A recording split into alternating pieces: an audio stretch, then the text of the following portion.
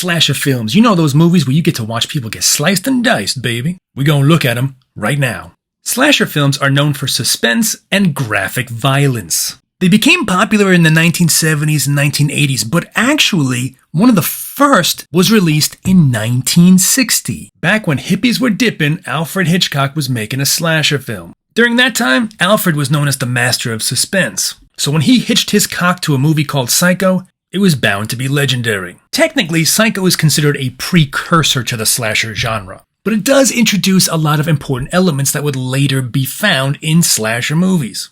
It uses tons of psychological tension, has a crazy twist ending, and included a shower death scene so scary that some people back then stopped showering out of fear. Or, at least that's what they said.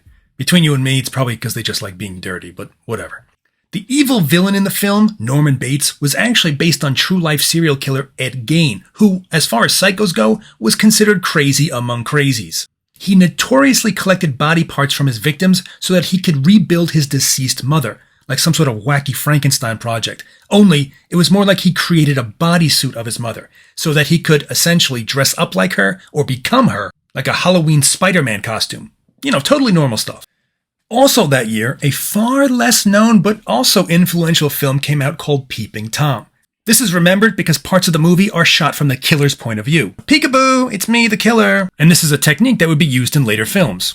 But for the true slasher films that most people think of, we have to puff up our afros and jump to the 1970s. One of the key early examples of a slasher film is the Texas Chainsaw Massacre. It had a lot of violence, and one of the first supervillains in Leatherface, aka Bubba Past the Moisturizer Sawyer, the chainsaw-wielding madman. Leatherface was a large, silent, masked killer, and the mask he was wearing was made from human skin, thus the name Leatherface. Much like the Norman Bates character, this idea also came from Ed Gein's Playbook of Lunacy. If that guy only knew how influential he'd be.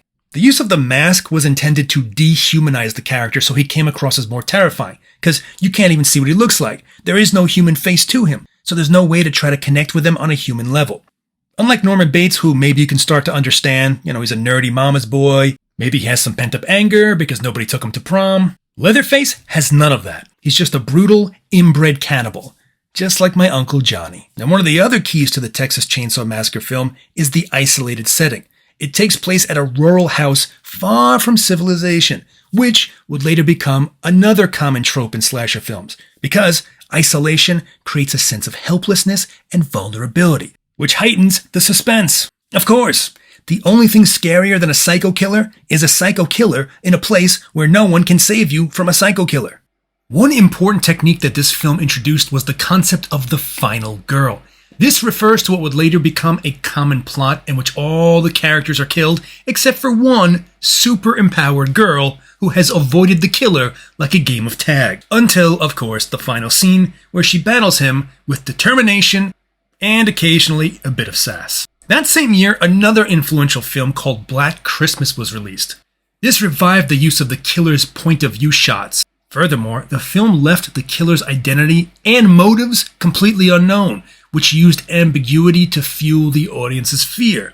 After all, what's scarier than being targeted by a total stranger for no known reason? The randomness of it all upsets people's sense of balance.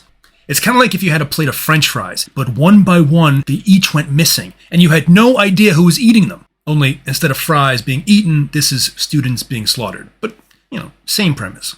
A few years later, we had one of the best-known slashers of all time. Certainly one with the most staying power, Halloween. This introduced the LeBron James of Hollywood horror, none other than Mr. Tall, Pale, and Silent himself, Michael SPF 10,000 Myers. This guy took the less talk, more action mantra to a whole new level. At least Leatherface would grunt. This guy wouldn't make a peep. But, while the character didn't say anything, the film did use sound to add horror by creating a film score deliberately discordant to make people feel uneasy.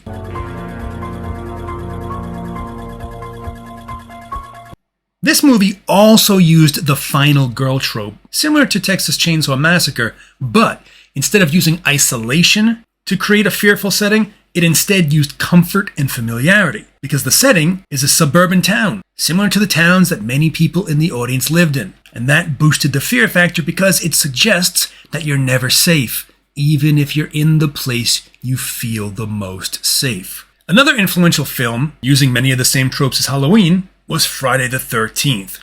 While this didn't necessarily invent new strategies for storytelling, it did take some of what worked in the previous movies, mixed it together, and added a ton more red dye number 5, just to boost the gore and the graphic violence. As a matter of fact, one of the things Friday the 13th is best known for is its gory, gruesome death scenes. It's also known for its villain, who would become another iconic horror character, Jason, don't put me in the penalty box, Voorhees. This film shares a lot in common with Halloween.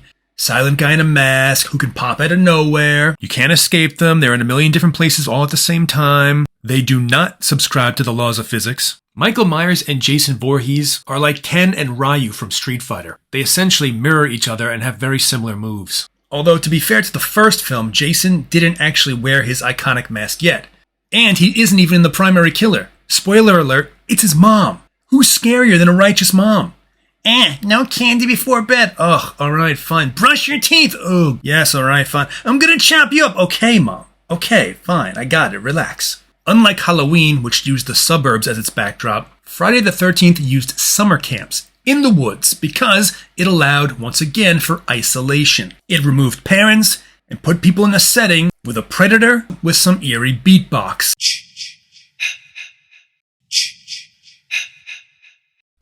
My name is Jason. I'm a freak.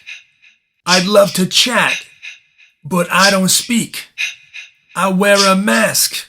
Alright, you get it. The last of the traditional slashers we'll look at is A Nightmare on Elm Street, which features another franchise horror villain, Freddy Filthy Fedora Krueger. Once again, this built upon the previous tropes, but added a supernatural element to it. It blended dreams and reality to play with the setting, as often characters couldn't tell if they were asleep or if they were just really bored in math class. And this allowed for certain tricks and misdirections that more realistic films wouldn't allow. Unlike his strong silent slasher pals like Myers and Jason, Freddy speaks, and in doing so he shows off a ton of personality. I mean, the dude drops one-liners like he's preparing for an open mic night. You're big breaking TV. I guess he's trying to show off that razor-sharp wit.